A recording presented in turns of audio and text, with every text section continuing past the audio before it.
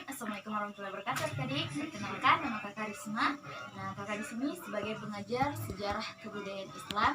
Nah, materi kali ini Kakak akan membawakan pembentukan karakter masyarakat di Madinah. Nah, tapi sebelum itu Kakak akan menjelaskan sedikitlah tentang latar belakang terjadinya peristiwa hijrahnya Rasulullah ke Madinah. Latar belakang terjadinya peristiwa Rasulullah SAW ini hijrah ke Madinah.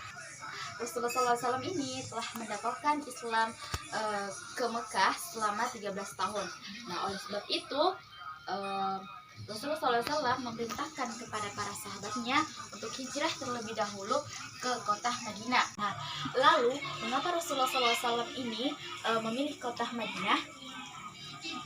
Nah, sebelum Islam masuk datang ke Madinah, kota Madinah ini bernama kota Yasrib, di mana kota Yasrib ini salah satu daerah yang subur yang menghubungkan antara Yaman di selatan dan Syria di utara. Penduduk terdiri dari dua golongan besar, di mana golongan bangsa Arab ini terdiri dari Bani suku Aus dan suku Khazraj. Nah, yang kedua ini penduduk dari kaum Yahudi yang terdiri dari Bani Koinuka, Bani Koiruzza dan Bani Auzrus.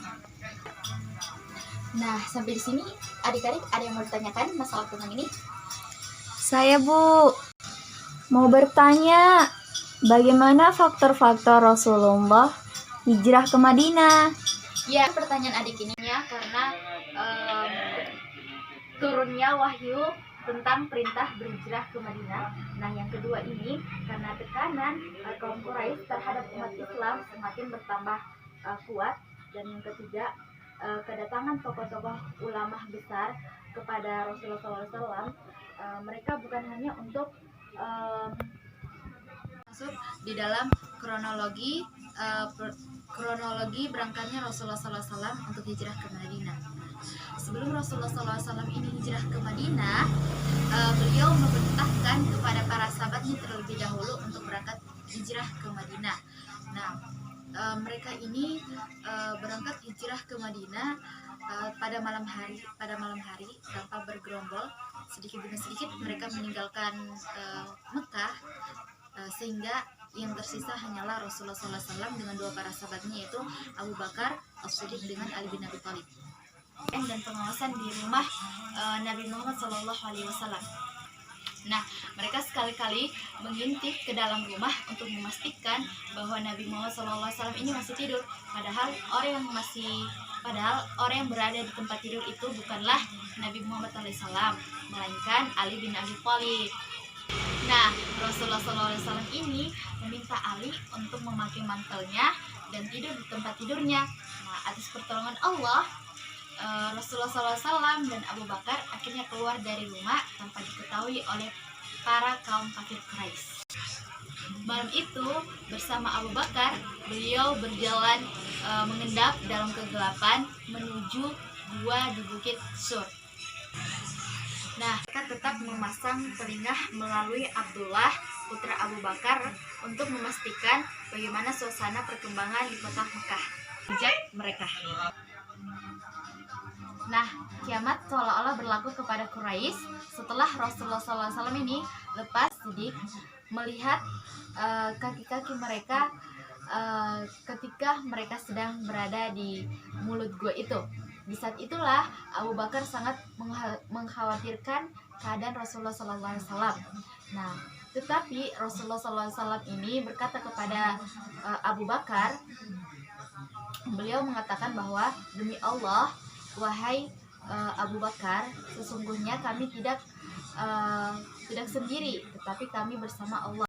Singkat cerita, akhirnya Rasulullah SAW dan Abu Bakar sampai ke Yasrib pada hari Jumat 13 Rabiul Awal atau bertepatan dengan tanggal 24 September 622 Masehi.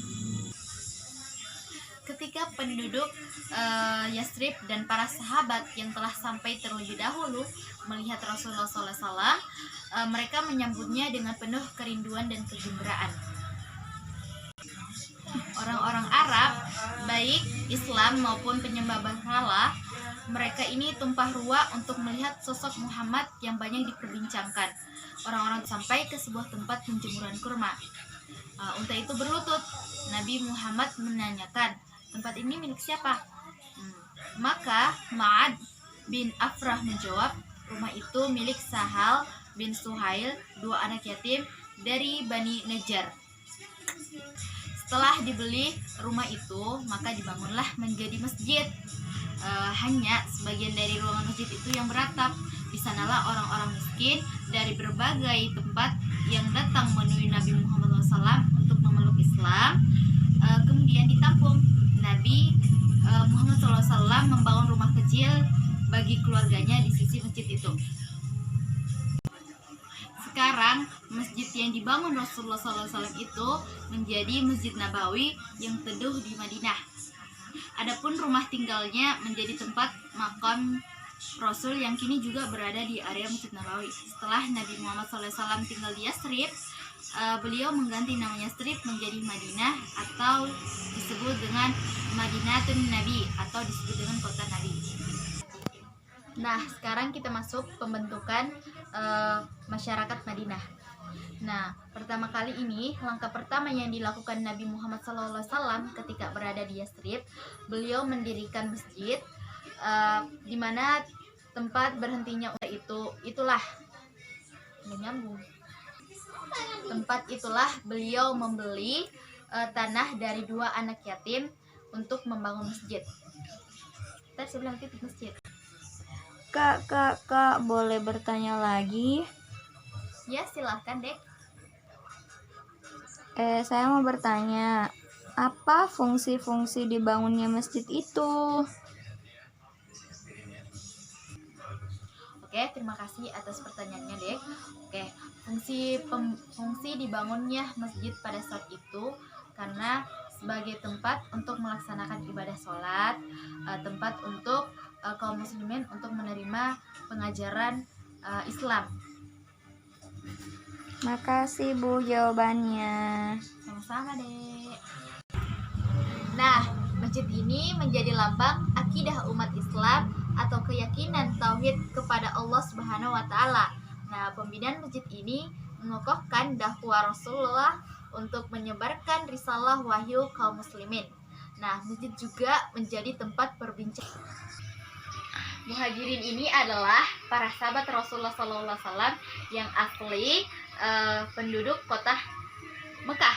Nah, sedangkan kalau Ansor ini adalah para sahabat Rasulullah SAW yang penduduk asli Madinah yang memberikan pertolongan kepada kaum muhajirin. Nabi Muhammad SAW ini mempersaudarakan di antara muhajirin dan ansor.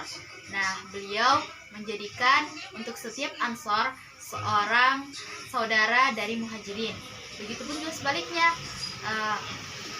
beliau menawarkan kepada saudara semua barang yang terdapat di dalam rumahnya. Nah, cara ini dilakukan Nabi untuk mengokohkan persatuan umat Islam di Madinah. Nah, persaudaraan ini didasarkan atas persaudaraan seagama dan bukan atas dasar kesukuan. Nah, contohnya Abu Bakar As-Siddiq bersaudara dengan Khairijah bin Zuhair. Nah, yang ketiga, membina hubungan antara kaum muslimin dan non-muslim.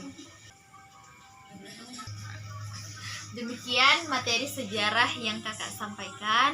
Mohon maaf bila ada perkataan yang salah, karena kakak sendiri hanya manusia biasa yang tak luput dari kesalahan. Kakak ucapkan wabillahi taufiq wal hidayah. Wassalamualaikum warahmatullahi wabarakatuh. Waalaikumsalam warahmatullahi wabarakatuh.